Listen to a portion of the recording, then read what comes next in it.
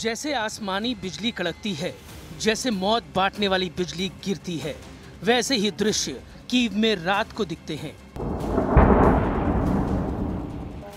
अचानक बहुमंजिला इमारत से ड्रोन टकराता है, जोरदार धमाका होता है।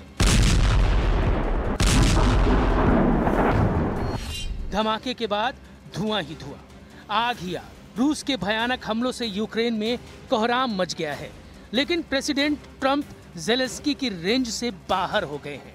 ज़ेलेंस्की ट्रंप की सीधी बातचीत के जल्द आसार नहीं दिख रहे हैं। ट्रंप का फोन लगातार बिजी आ रहा है। ट्रंप का सिग्नल ज़ेलेंस्की को मिल ही नहीं रहा है।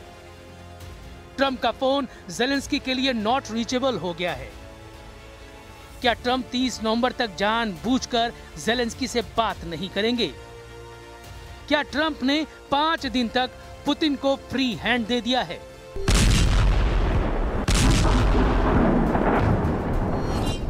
रूस का हमला तेज हो गया है। कीव में बीती रात सबसे भयानक रही। रात में बम धमाकों से यूक्रेन की राजधानी दहलती रही। धमाके इतने जोरदार थे कि बारूदी विस्फोट के बाद आग से पूरा शहर रह रहकर जगमगा रहा था। पुतिन ने पूरा जोर लगा दिया है। पुतिन ने सारी फोर्स लगा दी है। पुतिन सारे हथियार आजमाने लगे हैं, क्योंकि युद्ध का फैसला जल्द होना है। युद्ध में समझौते की घड़ी आ गई है। रूस अपनी पकड़ को इतना मजबूत कर देना चाहता है जिससे उसकी सभी शर्तें मानने पर ट्रंप और ज़ेलेंस्की मजबूर हो जाएं।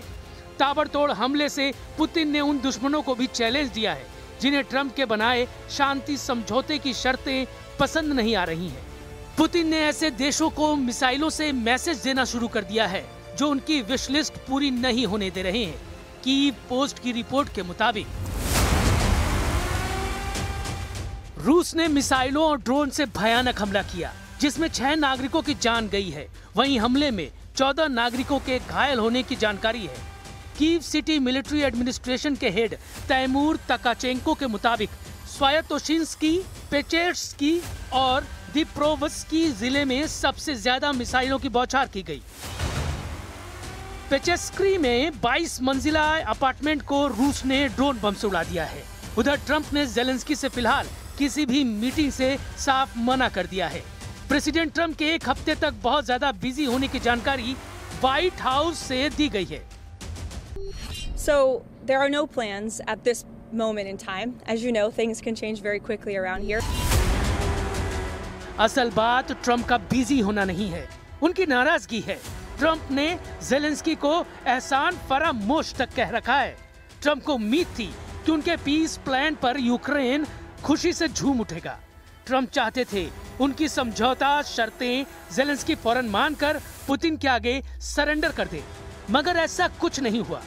ज़ेलेंस्की ने भारी मन से ट्रंप के समझौते पर अपने दिल की बात कही। उन्होंने दुनिया से इमोशनल अपील कर यूक्रेन के हितों की रक्षा का हवाला दिया। तब से ट्रंप का दिमाग गर्म हो रखा है, इसलिए छुट्टी के बहाने वो ज़ेलेंस्की से दूरी बना रहे हैं। 25 नवंबर की शाम को डोनाल्ड ट्रंप वॉशिंगटन डीसी से फ्लोरिडा चले गए हैं। 30 नवंबर तक ट्रंप के फ्लोरिडा से लौटने का कोई प्लान नहीं है, यानी 5 दिन तक ट्रंप छुट्टी मनाएंगे। इस बीच यूक्रेन का क्या होगा बताना मुश्किल नहीं। व्हाइट हाउस प्रेस सचिव ने यह जानकारी भी दी है कि शांति समझौते के कई पॉइंट पर भारी असहमति जताई जा रही है, जिससे जल्द युद्ध खत्म होने की कोशिशों को झटका लगा है। उधर ट्रंप का पीस प्लान के जवाब में यूरोपीय देश एक्शन में आ गए हैं। यूरोपीय नेताओं ने अपनी तरफ से शांति मसौदा बनाया है, जिसमें 28 शर्तें हैं। यूरोपीय यूनियन ने अंगोला में सोमवार को आपातकालीन बैठक की, जिसमें ट्रंप के पीस प्लान को यूक्रेन पर दबाव डालने वाला माना गया है। यूरोप के देश चाहते हैं मौजूदा युद्ध रेखा ही किसी भी समझौते का आधार बने, लेकिन यूरोपीय शांति मसौदे को क्रेमलिन ने पहली नजर में खारिज कर दिया है। Что касается тех планов, которые гуляют, просто мы сегодня с утра уже узнали о европейском плане, который, так сказать, если с первого взгляда он совершенно неконструктивный, нам не подходит. Но господин Рубио, он объявил, что женевские переговоры с украинцами вполне удовлетворили американскую сторону. रूस को यूरोपीय देशों का रुख पता है, इसलिए पुतिन ने यूरोपीय देशों को साइड कर रखा है। ट्रंप की टीम से पुतिन के प्रतिनिधि सीधी बात कर रहे हैं। यूएस आर्मी सेक्रेटरी डैन डिस्क्रॉल ने अबू धाबी में रूस के अधिकारियों के साथ सीक्रेट मीटिंग की है। रॉयटर्स के मुताबिक ये बैठक ट्रंप एडमिनिस्ट्रेशन की रूस और यूक्रेन के बीच शांति समझौता कराने की नई कोशिश है। रूस के अधिकारियों से मुलाकात के बाद अबू धाबी में डिस्क्रॉल यूक्रेन के अधिकारियों से भी बात करेंगे। हालांकि ट्रंप के बनाए रोड मैप पर शांति समझौता फ्रांस को नागवार गुजर रहा है। प्रेसिडेंट इमैनुअल मैक्रों ने दो टूक लहजे में कहा कि वो यूक्रेन को सरेंडर नहीं करने देंगे। Voulons la paix.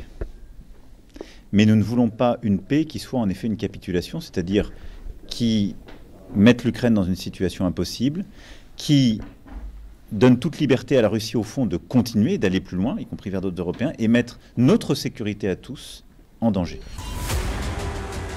यूरोप के देश ट्रंप के पीस प्लान पर हुए खुलासे के बाद से भड़के हुए हैं।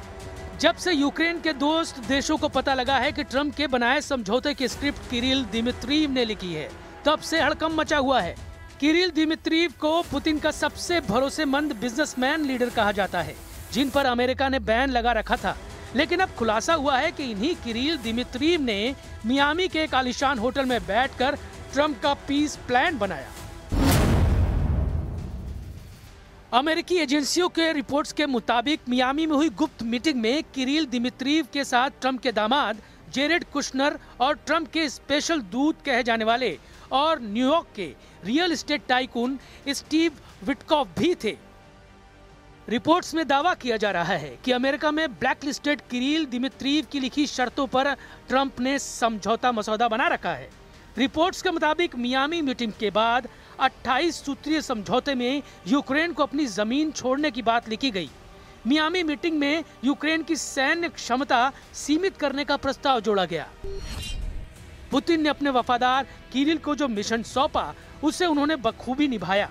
मगर अब ये बात उजागर होने से पर्दे के पीछे अमेरिका और रूस की सीक्रेट डील का शक जताया जा रहा है। उधर लेटेस्ट अपडेट ये है कि ज़ेलेंस्की की अपील पर शांति समझौते में कई अपडेट किए गए हैं। रिपोर्ट्स के मुताबिक 28 पॉइंट्स को कम करके सिर्फ 19 शर्तें ही अब समझौते में रखी जा रही हैं। अमेरिका और यूक्रेन ने स्विट्जरलैंड में बैठक के बाद ये बदलाव किए हैं। पश्चिमी देशों की मीडिया रिपोर्ट्स के मुताबिक अमेरिका नए प्लान में यूक्रेन के 6 लाख सैनिकों की कैप को बढ़ाने या ये शर्त हटाने पर राजी है। इसके अलावा यूक्रेन को Tomahawk long range missile supply की जाए या नहीं सप्लाई की जाए, इस पर विचार करने की बात कही गई है। ऐसे कई बदलावों के बाद ज़ेलेंस्की खुश नजर आ रहे हैं, लेकिन क्रेमलिन को नए मसौदे का इंतजार है, जिसके बाद ही बात फाइनल होगी। रूस के विदेश मंत्री सर्गेई लावरोव ने एक बार फिर से दोहराया है कि यूरोपीय देशों की जगह पश्चिमी देशों का लीडर अमेरिका को माना जा रहा है। मतलब शांति समझौता पुतिन की मर्जी और ट्रंप की रजामंदी से ही होना है।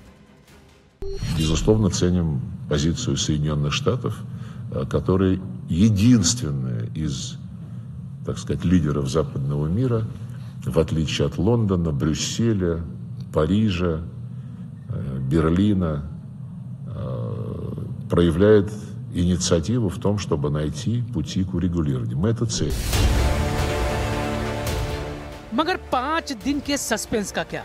ट्रंप ने अगर 5 दिन तक कुछ नहीं किया तो यूक्रेन को भारी नुकसान उठाना पड़ सकता है। रूस ने तेजी से यूक्रेन में आगे बढ़ना शुरू कर दिया है। रूस के डिफेंस मिनिस्ट्री ने ये वीडियो रिलीज किया है। यूक्रेन के प्रोकोवस्क में भयानक हमले के बाद रूस के सैनिक शहर में घुस गए हैं। प्रोकोवस्क के 2 जिलों पर रूस ने कब्जा कर लिया है। पुतिन आर्मी जिस तूफानी तेजी से यूक्रेन को रौंद रही है, उससे जल्द ही ये राजधानी कीव तक धावा बोल सकते हैं। पुतिन को मिली 5 दिन की मोहलत बहुत बड़ा उलटफेर साबित हो सकती है। प्रेसिडेंट ट्रंप ने अगर ज़ेलेंस्की को ज्यादा देर वेट करवाया तो मुमकिन है वो यूरोपीय देशों के पास भागे, जो फिलहाल यूक्रेन को हर तरह से मदद का भरोसा दिला रहे हैं। लेकिन यूरोप की युद्ध में एंट्री हुई तो पुतिन को एटमी धमाके का बहाना मिल सकता है।